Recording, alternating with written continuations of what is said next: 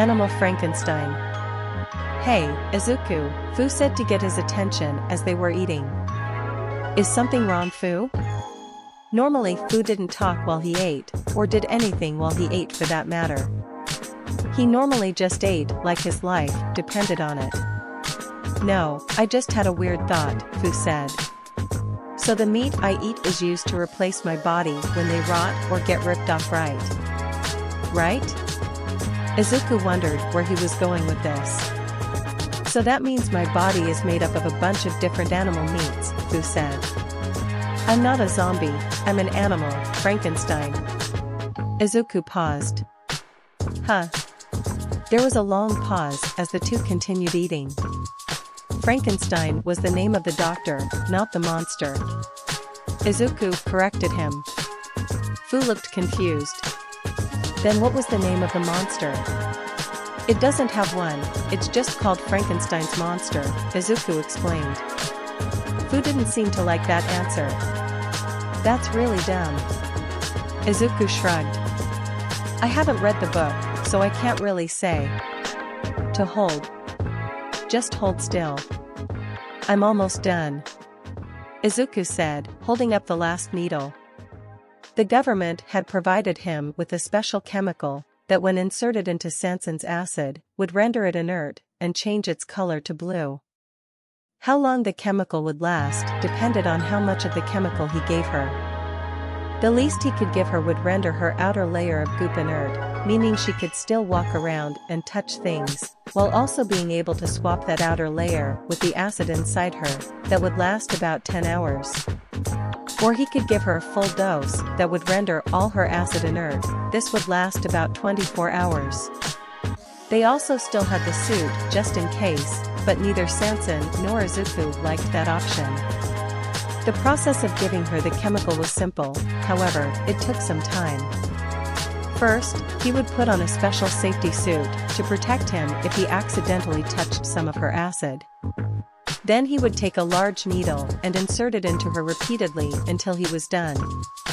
What made this process a lot harder was that Sanson didn't ever like staying still, a part of her was always bouncing around and moving.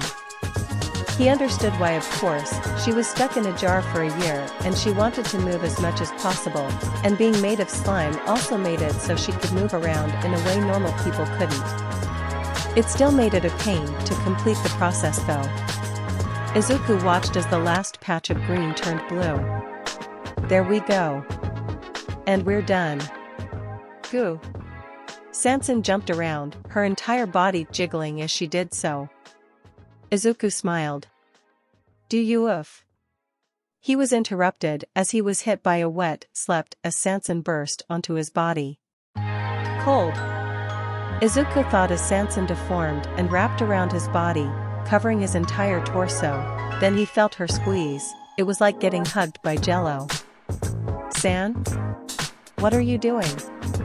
Izuku asked her, using the shortened version of her name. Sanson reformed her head on Izuku's chest and gave him a bright, cheerful smile. Wug. Wug. Izuku tried to figure out what she was trying to say. Contrary to what they first thought, it would be possible for her to talk. Kind of. Sanson was capable of changing her shape a lot. She could potentially change or turn into anything she wanted, including altering the shape of her throat to change what noises she could make. By doing this, presumably, she could one day speak like a somewhat normal person. That would take a long, long time though. She would have to master both her shape-shifting ability and her speaking ability. Right now she could kind of string broken words in incomplete sentences. Her words were distorted by her slimy throat, making them even harder to make out. Wug. Rug? No, there's no rugs in here. Oh, a hug. Izuku realized. You meant hug, right? Sanson's smile grew even wider and nodded, her slimy hug grew even tighter. She seemed ecstatic, like this was the best day of her life. She really likes hugs. Wait. She never hugged me before. Or anyone until now. Izuku started thinking, and then he remembered. Before this she was made entirely of corrosive acid. If she touched anyone, that could result in serious injury or death. Meaning, she probably had never been hugged, never been held, and never been touched. San, Izuku called to her. Let's go get everyone, and give them the biggest group hug we can. Yeah. She smiled brightly. TV time. Izuku walked into the living room and saw a peculiar sight. Sanson was in front of the TV, trying to replicate what the characters were doing on screen with her stretchy limbs. The remote for the TV encased inside her torso. Kiba had her head through the ceiling and was flailing around while she stuck in the ceiling. Izuku sighed. San, can you get your sister out of the ceiling? Sanson nodded, her head moving like a bobblehead. She extended her arm, grabbing Kiba's foot, before pulling her out of the ceiling, letting her fall onto the couch. It's a good thing no one lives in the house upstairs, Izuku thought. Aha! Finally, I have been released. Now to enact my vengeance. Kiba lunged for the remote inside of Sanson. In response, the gooey girl increased the size of her legs, stretching her body up to the ceiling and causing Kiba to miss, crashing into the floor. Curses! Kiba was ready to lunge again, but Izuku stepped in. Wait! Wait! Izuku got in between the two of them. What have I said about fighting? This isn't a fight. Kiba protested. A fight involves two people bringing harm upon each other until one is no longer capable of standing. Seeing as Sanson is incapable of being harmed, one cannot truly fight her. Izuku sighed. Well, you're technically not wrong. Still, no punching or kicking or lunging or any type of attacking in the house. Izuku pointed to the hole in the ceiling. But she has been hogging the television. I am currently not watching my favorite anime, so she can watch the 10,000th Avengers movie. Kiba protested. Izuku understood what happened now. Kiba must have been trying to get the remote, and Sanson stretched her arm to the ceiling with the remote. Kiba tried to jump up to get it, and missed, which ended up with her head getting stuck in the ceiling. He looked at the TV and the 567 Avengers movie, Avengers vs. the Fantastic Four. The two of them had rather different tastes in what they liked to watch. Most of the kids did. Eri liked watching slice-of-life anime, comedies, and other light-hearted feel-good types of shows and movies. And hated things with lots of violence or negativity. Kay liked basically anything, but her favorites were comedies and mysteries. Fu only really enjoyed in-depth, character dramas, and only the really good ones too. He also tended to nitpick any movie he watched, even the ones he enjoyed. Kiba liked violent action shows, things that Izuku probably shouldn't be letting her watch, but considering she survived on the street for so long, she would probably be fine watching this. She was also particularly fond of anime, due to its overdramatic tendencies. Sanson loved watching with lots of action, particularly superhero movies and shows. She especially loved characters that could stretch like herself. Izuku thought about how to handle this problem. Should I do a TV schedule? No, we're going to move soon, and they'll probably have more TV to use for themselves, so there's no sense in doing that. Alright, you two should handle things like big girls. If both of you want to watch TV, then you have to find a show you'll watch together, Izuku said. But the shows she watches are very different from the ones I watch, Kiba pointed out. No matter how different people's tastes are, you can probably find something they both like if you look hard enough, Izuku told them. And you might find something you like that you didn't think you would. Kiba seemed unconvinced, but nodded anyway. Sanson agreed with that smile she always had on. It's like she was always happy no matter where she was. Although I would probably be happy to be anywhere after being in a jar for a year, Izuku thought. I'm going to go make dinner. If I see you two arguing about this again, I'll take away points. The two's eyes widened in fear, they nodded and immediately got onto the couch. Sansan took the remote out of her chest, as the two surfed the endless content of the streaming services. A few hours later, Izuku walked into the living room, ready to tell the two that dinner was ready. When he saw a familiar sight, the two of them were glued to the screen, Sansan wrapped around Kiba as they watched One Piece. Ah, good. I love that show. And even better, by the time they catch up to the newer episodes, they'll be adults. Izuku thought happily. Do it for them. Izuku was sitting at his desk, hunched over and flipping through a book with one hand while lifting a small dumbbell with the other. Today his mother was home and had offered to watch the kids. Meaning he had taken the day to do some self-improvement. A lot of self-improvement. Since he was going to be taking care of a lot of children, there were a lot of things he had to do. Firstly, he studied a lot of medical books. If he needed to care for kids, then making sure to keep them healthy, especially in case of an emergency.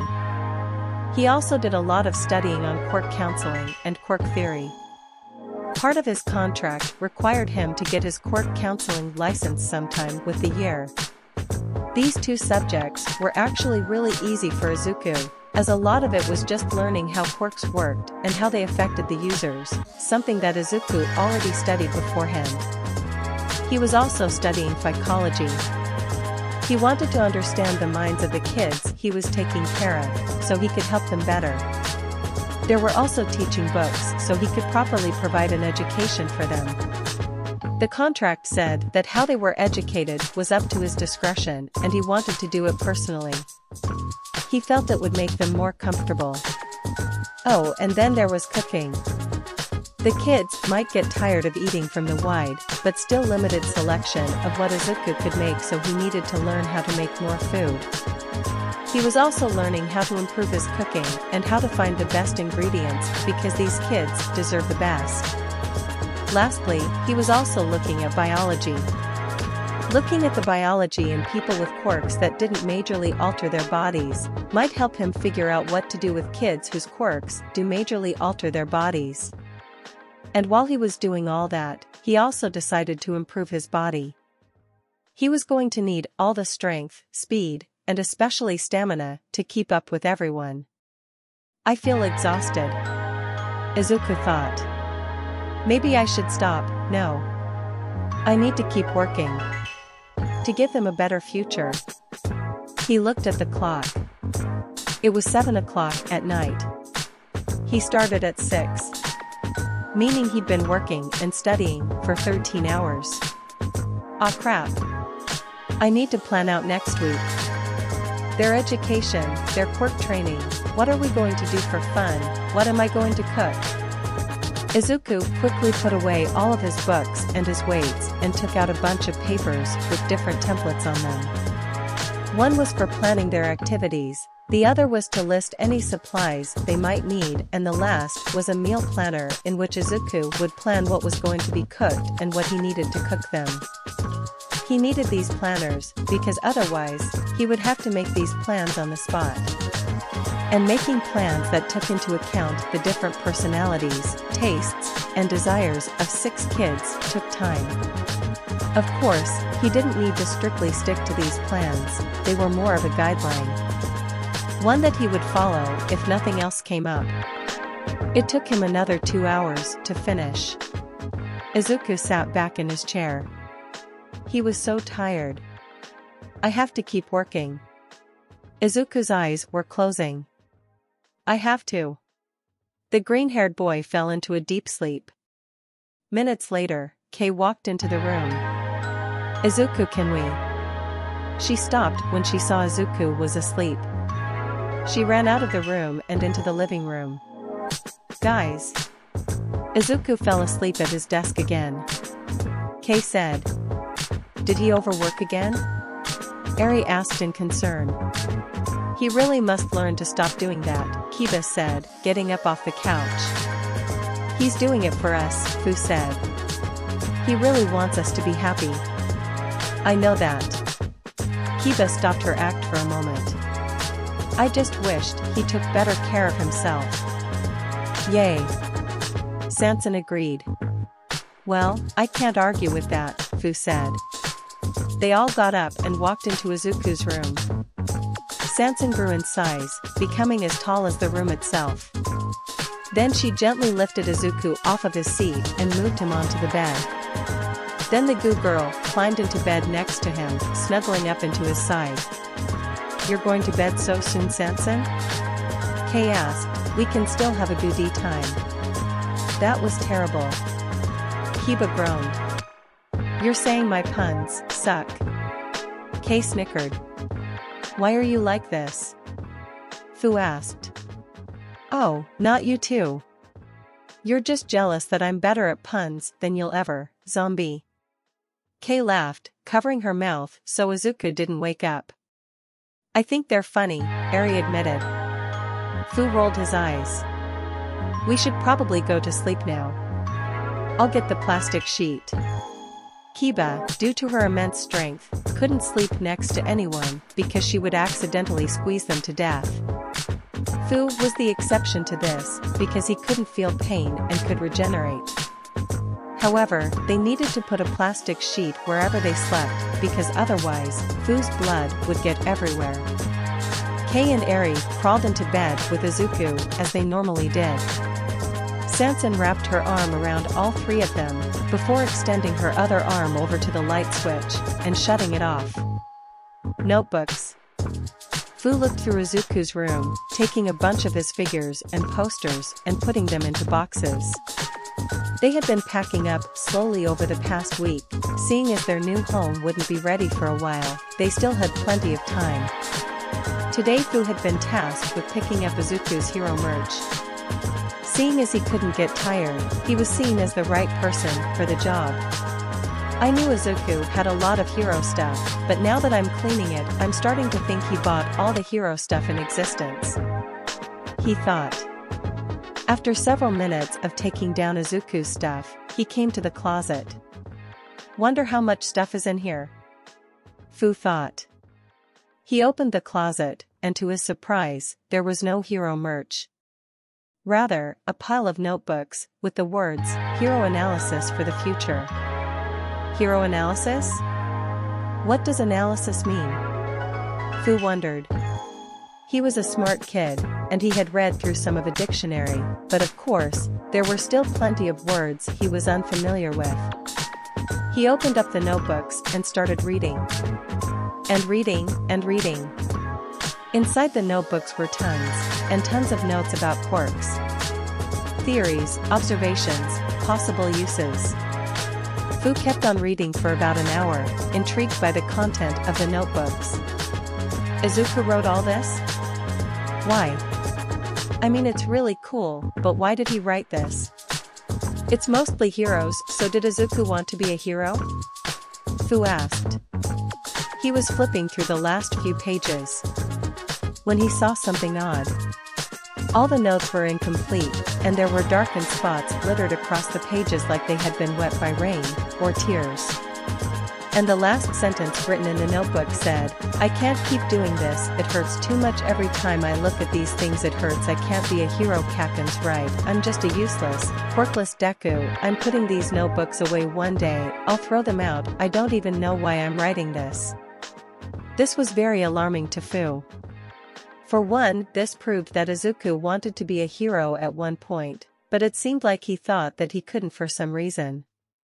What's worse is that Izuku called himself useless, which Fu knew wasn't true and was a very harsh thing to call yourself, and apparently, someone called Kaken was calling him this.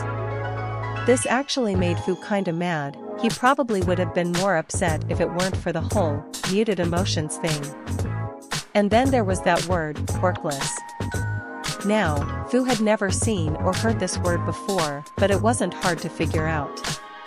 Homeless people had no homes. Penniless people had no money. So quirkless people must not have quirks. But, that was impossible. At least to Fu. He had never seen a single person without a quirk, He had never even heard of someone without a quirk before. It had like being born without a head, although now that he thought about, some people were probably born without a head due to their quirk. Fu kept thinking about it. But what if there was a quirk that could take away quirks? That probably exists, and if it happened to Izuku, then he wouldn't have a quirk. And it would explain why Izuku doesn't want to talk about his quirk. Now everything was starting to make sense. Why he'd never seen Izuku use his quirk, why Izuku never talked about his quirk. It's because it was taken away from him. Before Fu could continue his train of thought, the door opened up. Fu, what's taking you so long? Kiba walked in, followed by Eri, Kei, and Sanson. We came to check on you. Kei said. Are those Izuku's notebooks? Eri asked. Yeah, I think I finally figured out the secret behind Izuku's quirk, Fu said. One explanation later. Izuku had his quirk stolen. Kei gasped. I think so, Fu said. And there is some friend called Kaken who calls Izuku such degrading things. Kiba fumed. Even worse, it looks like Izuku believes it. Fu crossed his arms. But that's not true. Izuku's great. Kei protested. Phew. Sanson agreed with her. She didn't fully understand, but she knew that something bad was happening to Izuku, and she didn't like that. Eri stayed silent as the other kids voiced their outrage. Izuku had told her about him being quirkless and that he had been picked on for it, back when he was trying to get her to completely open up to him. He had also instructed her not to tell the rest of the children. He hadn't told her why, but to be fair, she didn't ask. And now they were finding out by themselves. They weren't completely right, but they seemed to be catching on, and she didn't know what to do about it. So what do we do? Kei asked. Do about what? Their heads all spun towards the doorway, and they saw Izuku standing there. He saw them looking at his notebooks and immediately got embarrassed. Oh, why you found those? Izuku stuttered, looking away in an attempt to hide his red face. I guess I forgot to throw those out. I just stopped getting in the habit of writing in those. Why would you want to throw these out? Fu asked, his face conveying his slight dissatisfaction. Izuku didn't know how to say it. They're not important anymore. Why? Fu asked. Well, I wrote them back when I still wanted to be a pro hero, Izuku explained. Now I don't need them anymore. You wanted to be a pro hero? Kiba asked. Finally getting some information on her caretaker. Yes. Izuku winced. It still hurt to talk about. Why did you stop wanting to be one? Kiba asked him. Izuku opened his mouth, but nothing came out, as his mind searched for something to say. But he found nothing. He didn't like the idea of lying to these kids, but he couldn't tell them the truth either. If he said it's because he couldn't, then they would ask why, then he would have to bring up his quirklessness. And he really didn't want to do that. His quirklessness is what got him bullied in school, what kept him from making friends, what made people look at him with disgust. The hopeful part of his brain told him that the kids would accept him. That everything would be the same. But the fearful, paranoid part of his brain made him worried. That they would reject him. The thought of receiving those same mocking, disgusted glances from these kids. He wouldn't be able to take that. It's not impotent. Izuku said, nearly shouting. Alarming the kids who rarely ever heard him raise his voice. It's in the past, it doesn't matter. The kids looked at Izuku's face. He was sweating, and his breathing had picked up a little. And his eyes, they seemed scared. There was a long pause. I'm sorry. Izuku composed himself, ready to put on his I'm fine act. Let's just go and dash. Is it because someone took your quirk? Kiba asked. Izuku froze. Fu gave her a pointed look. He wanted to find out more as well, but it was clear that this was painful to talk about. There was another pause, this one even longer than the last one. Izuku gave him a pained expression. He couldn't hide it anymore. It was now or never. No one stole my quirk. I was born without a quirk. All the kids' eyes widened, with the exception of Eri, who looked ashamed. But everyone has a quirk, Kei said. Not everyone. Izuku corrected her. There is a very, very small amount of people in the world without a quirk. Most of them are old, but there is an even smaller amount of people my age without a quirk. So you just never had a quirk? Fu asked. Izuku nodded, looking at the floor. Everyone stayed silent. Izuku grit his teeth in anticipation. He hadn't felt so fearful of a response since he asked All Might if he could be a hero. And the answer to that question nearly broke him. After a while, Kiba eventually asked. Why didn't you tell us? I was afraid of what would happen if I told you. Izuku admitted. When people find out I'm quirkless, they don't treat me the same. They laugh at me, they hate me, I was scared that, if you found out, you wouldn't want to be with me anymore. There was another pause. This time a very short pause. That's stupid. Kiba shouted, alarming everyone. Listen here, caretaker. Your lack of quirk matters not to us. And anyone who would treat such a kind person poorly is an enemy of the great Kiba. You took me and my minion in.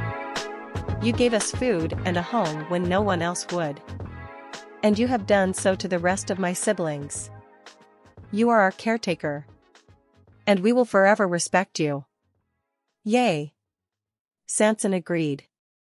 We'd never want to leave you, Izuku, Fu said. Our lives have gotten a lot better since we met you, and not having a quirk doesn't really change that. You're just as great without a quirk as you are with one. Kei said. Eri gave him a determined nod. Izuku felt joy and relief fill him. They hadn't rejected him. Finally, someone hadn't rejected him. He fell to his knees, and tears fell from his eyes. It felt like a weight had been lifted from his back. Sensing this was the time for a hug, Sanson extended her arms, encompassing Izuku and all the kids before bringing them all together in a tight embrace. Thank you. Izuku sobbed. Thank you all.